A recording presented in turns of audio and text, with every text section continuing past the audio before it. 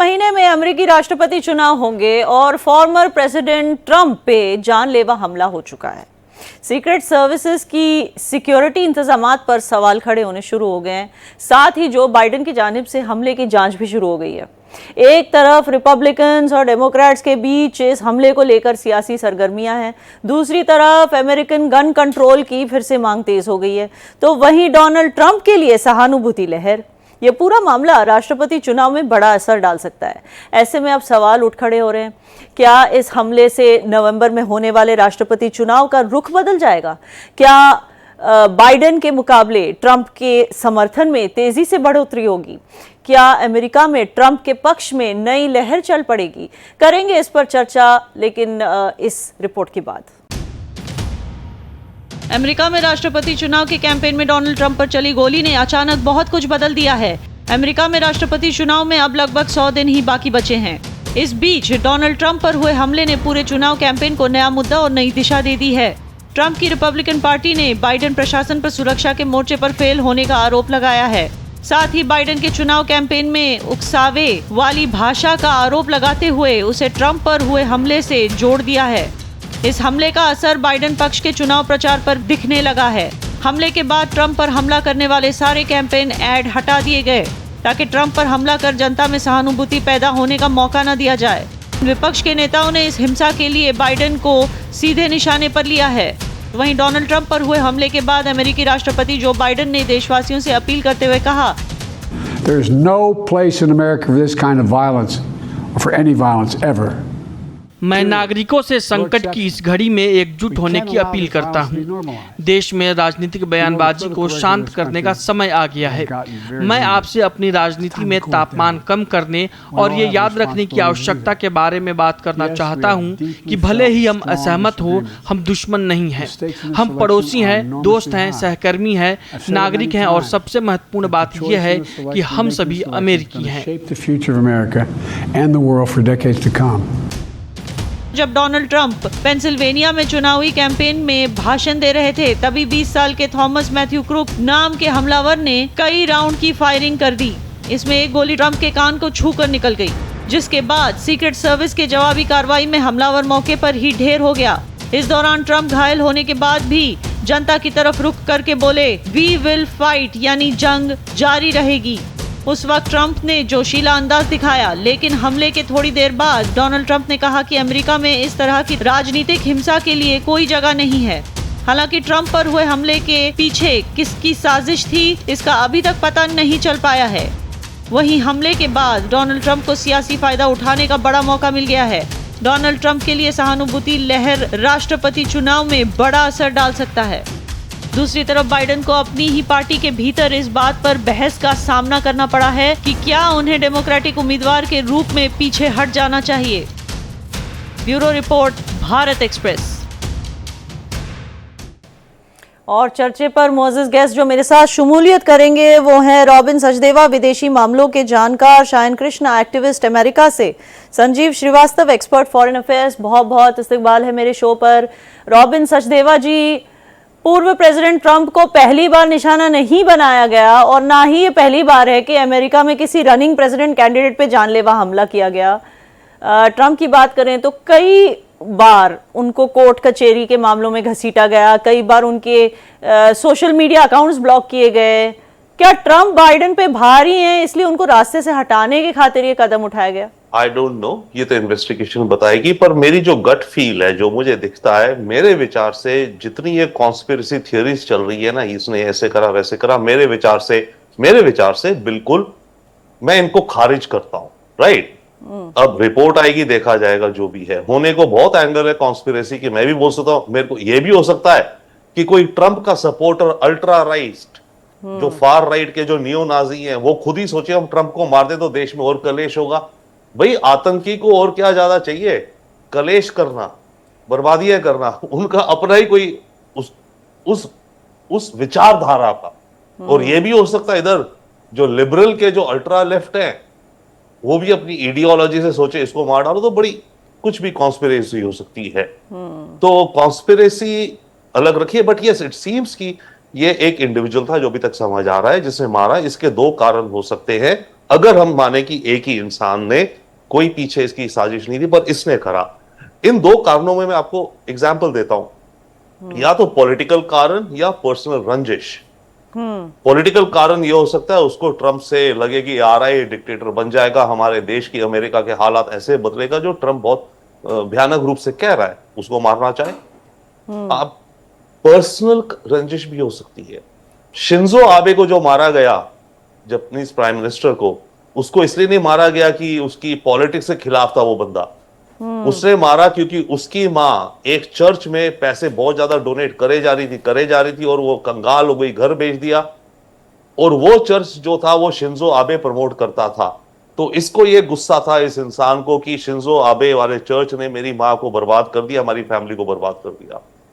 America में पिछला जो अटैक हुआ किसी प्रेसिडेंट पे 1981 में हुआ रेगन के ऊपर। रेगन को जो अटैक करा एक इंसान ने करा, जॉन हिंकली, वो दिमाग से सिरफिरा था। उसने इसलिए करा क्योंकि वो जॉडी फॉस्टर नामक एक बड़ी पॉपुलर हॉलीवुड एक्ट्रेस होती थी उन दोनों, टैक्सी ड्राइवर में, वो उस पे ऑब्सेस था। उसको था मैं रेगन को मार दूंगा, मैं सुर्खियों में आ जाऊंगा। जी, आप ये कह रहे हैं कि रीजंस जो है वो डायरेक्टली ट्रंप से रिलेटेड नहीं होंगे, शायद कोई और भी रंजिश हो सकती है। मैं समझ गई आपका पॉइंट। आपकी इजाजत से अगले गेस्ट की तरफ जाना चाहूंगी। शायद लोग इस अटैक को सिंपैथी के साथ, मतलब शक की नजर से भी देख रहे हैं। क्या शक है अमेरिकन वोटर्स को कि ये सीक्रेट सिक्योरिटी सर्विसेज विपक्ष के साथ मिली हुई है, या ये शक है कि ट्रंप ने खुद अपना असैसिनेशन स्टेज करवाया? बिल्कुल सही कहा याना आपने कि ये चीज इस वक्त हर जगह सोशल मीडिया पर भी हो रही है कि जी डोनाल्ड ट्रंप ने अपना असैसिनेशन अटेम्प्ट खुद ही करवाया होगा। मुझे समझ नहीं आता कि ये लोग किस मुंह से ये बातें करते हैं, मुझे सच में समझ नहीं आता। क्योंकि अगर आप इस अटेम्प्ट से पहले भी, अगर आप जो इलेक्शन जो पोल्स जो प्रेडिक्शंस आ रही थी, उस हिसाब से भी ट्रंप की जो प्रेडिक्शन थी वो अब तक के अमेरिकन प्रेसिडेंशियल इलेक्शन जितने भी हुए उसमें सबसे ज्यादा डोनाल्ड ट्रंप की चल रही थी।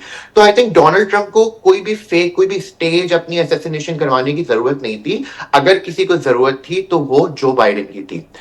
जो ये अटैक हुआ, without any doubt we have to condemn this, लेकिन उसके साथ हमें यह भी समझना होगा कि इट डजंट मीन कि भाई डेमोक्रेट या जो बाइडेन की गवर्नमेंट ने अटैक करवाया।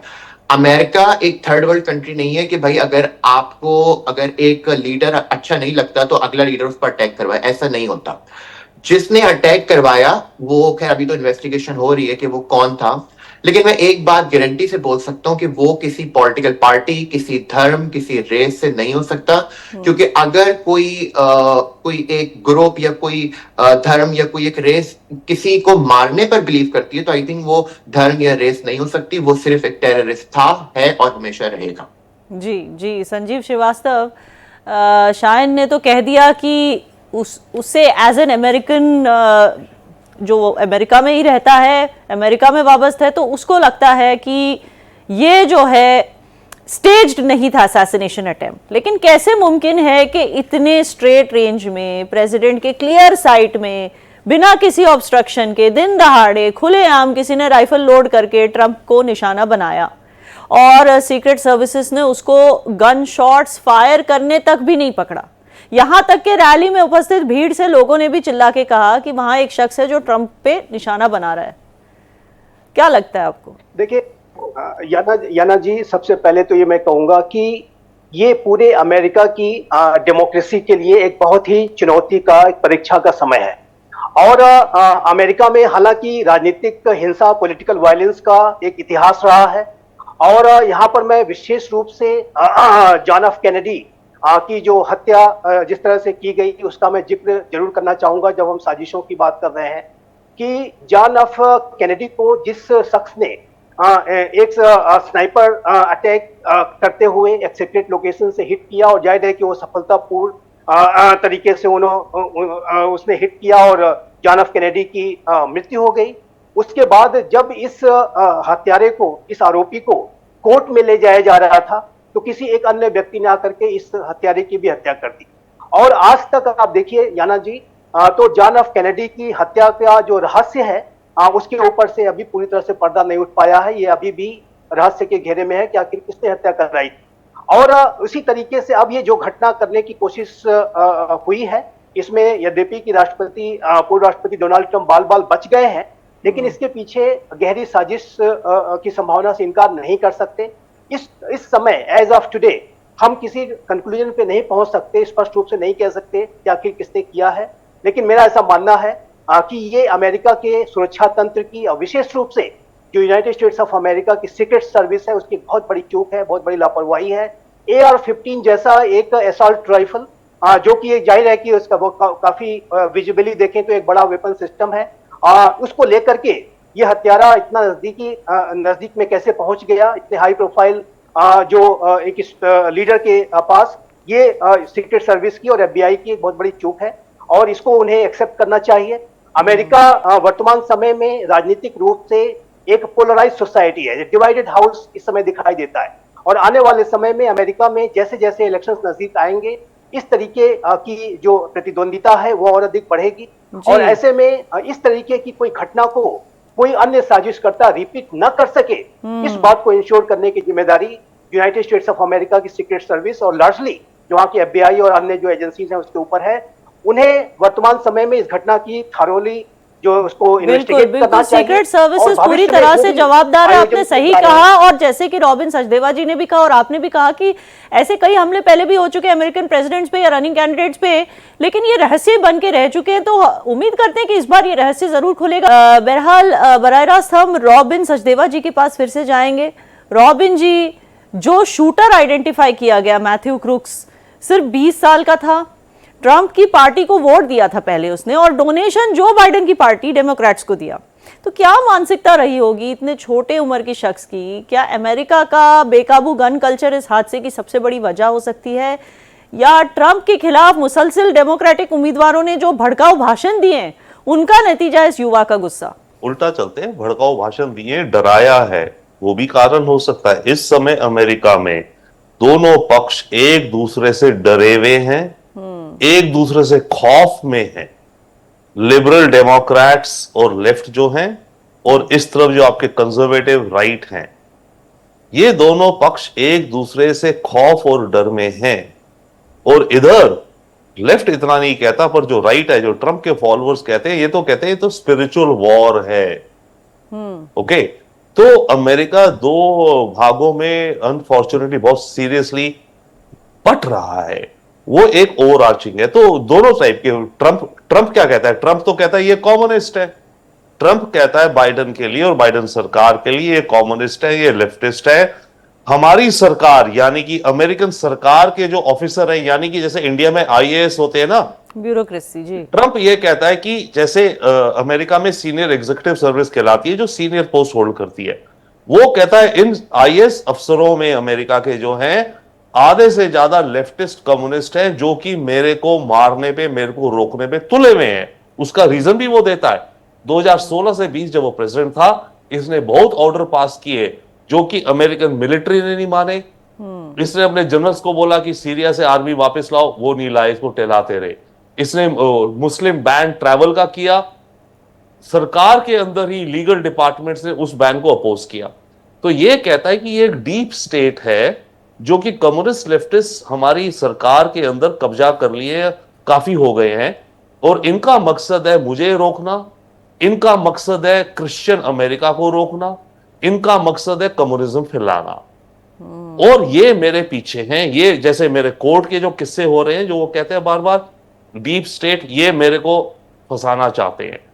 तो ट्रंप की वो उधर चल रही है। इधर डेमोक्रेट्स के जो लोग हैं, लिबरल हुए, लेफ्ट हुए और अल्ट्रा लेफ्ट, आप अलग छोड़िए, दोनों तरफ के एक्सट्रीम का आप अलग छोड़िए, तो बाइडेन लिबरल साइड के जो लेफ्ट के लोग हैं वो कहते हैं ट्रंप तो टोटल अथॉरिटेरियन है, डिक्टेटर है, ये तो हिटलर जैसा बनेगा, उसमें भी कोई गलत शायद नहीं है। नियो नाजी सपोर्ट करते हैं ट्रंप को, व्हाइट रेसिस्ट, सुप्रीमिस्ट, जो कहते हैं कि अमेरिका को एक क्रिश्चियन नेशन होना चाहिए।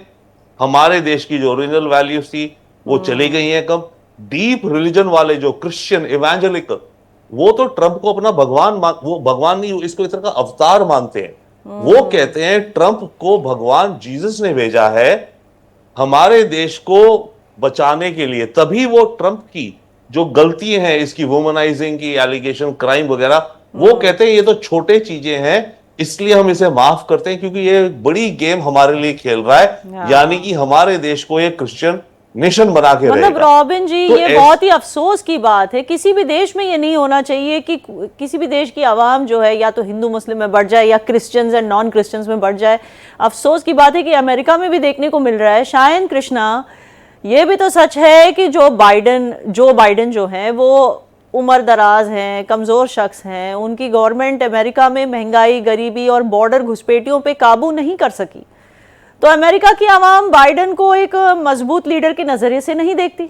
तो ट्रंप क्या इस रेस में पहले से ही आगे नजर आ रहे थे, खास करके अब इस हादसे के बाद और भी आगे नजर आ रहे हैं? आपको क्या लगता है? बिल्कुल। पहले मैं एक बात का आपको, इस बात पे आने से पहले एक बात मैं बोलूं। मैं जो हूँ अमेरिका में एक रिपब्लिकन हूँ, एज अ रिपब्लिकन में काम करता हूँ, और हम पर हमेशा से एक इल्जाम लगता है कि भाई रिपब्लिकन बड़े कंजर्वेटिव होते हैं, रिपब्लिकन जो है वो बड़ी एक्सट्रीम सोच के होते हैं। हमने तो भाई आज तक जो है रिपब्लिकन्स ने किसी दूसरे प्रेसिडेंट को इस तरह थ्रेट भी नहीं करी। और मैं आपको एक बात बताऊं, कोई भी जो लेफ्टिस्ट और लिबरल गवर्नमेंट चाहे किसी भी कंट्री में आती है ना, वो उस कंट्री को डिवाइड कर देती है। और अनफॉर्चुनेटली यही इस वक्त अमेरिका के साथ हो रहा है। जो एक लेफ्टिस्ट और लिबरल गवर्नमेंट है जो बाइडेन की, वो हर चीज कर रही है कि किसी तरह से वो अमेरिका को डिवाइड कर सके। बट जो डोनाल्ड ट्रंप जो है वो इस चीज को नहीं होने दे रहे। जहां तक आपने बात करी जो बाइडेन की एज की, उसकी वजह से, if I be very honest with you याना जी, सिर्फ जो बाइडेन की एज की वजह से अमेरिका की इस वक्त पूरी दुनिया में बहुत बदनामी हो रही है। जिस तरह से वो स्टेज पर जाते हैं, जिस तरह की बातें बोलते हैं, कभी वो यूक्रेन के प्रेसिडेंट को बोल देते हैं प्रेसिडेंट पुतिन, तो इस तरह के वो ब्लंडर्स कर रहे हैं। तो कमला हैरिस को भी प्रेसिडेंट ट्रंप कहते हैं। कमला हैरिस का तक नाम भूल गए वो वाइस प्रेसिडेंट का। जी एग्जैक्टली। देखिए, ये तो हजारों चीजें कर चुके हैं प्रेसिडेंट बाइडेन तो है।